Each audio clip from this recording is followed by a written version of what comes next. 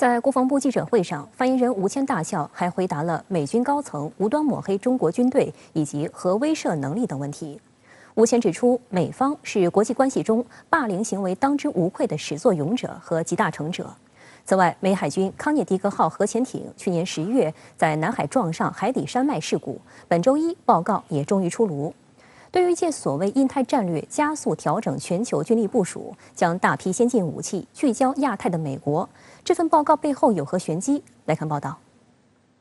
针对美国防长奥斯汀近日出席参议院听证会时称，美军力部署的重点是对抗中国咄咄逼人的霸凌行为。美军参谋长联席会议主席米利称，美正面对中俄两个大国，两国均有强大军力，并企图从根本上破坏以规则为基础的国际秩序。国防部发言人吴谦强调，美方言论一如既往体现出浓浓的冷战思维、霸权心态和面对中国和平崛起的焦虑。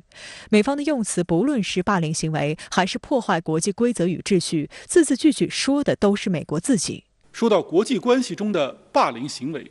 美方是当之无愧的始作俑者和集大成者。说到以规则为基础的国际秩序，美国是全球公认的规则破坏者。众所周知，美国最喜欢拿规则说事，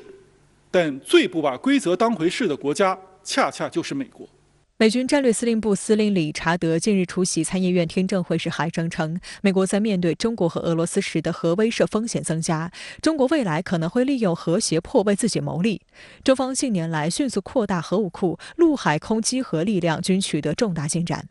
吴谦驳斥称，美军官员罔顾事实，无端炒作所谓中国核威胁，其目的无非是为自身核力量发展寻找借口，维持和强化其全球霸权。众所周知，美国是世界上最大的拥核国。近年来，美方为维护自身绝对安全和绝对军事优势，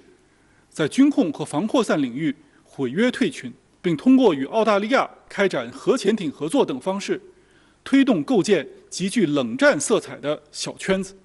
对国际军控体系产生严重消极影响。吴谦重申，中国坚定奉行自卫防御的核战略，恪守在任何时候和任何情况下都不首先使用核武器的核政策，明确承诺无条件不对无核武器国家和无核武器区使用或威胁使用核武器，一直把核力量维持在国家安全需要的最低水平。这一政策始终清晰而明确。中方希望美方摒弃陈旧的冷战零和思维和狭隘的地缘政治观念，积极履行国际核不扩散义务，同中方相向而行，共同维护好世界与地区的和平、稳定与繁荣。尽管拜登政府上台以来一直竭力在中国周边打造针对中国的无论是经济还是军事还是政治的这种包围圈，包括在中国周边频频的秀肌肉。但另一方面很显然，拜登政府也充分认识到，如果真的不能管控好中美两军关系，这种灾难性后果同样是难以承受的。从两国之间这种客观的形势而言，中美两军加强沟通、加强交流，避免误判，实际上对于双方来说都是非常重要的。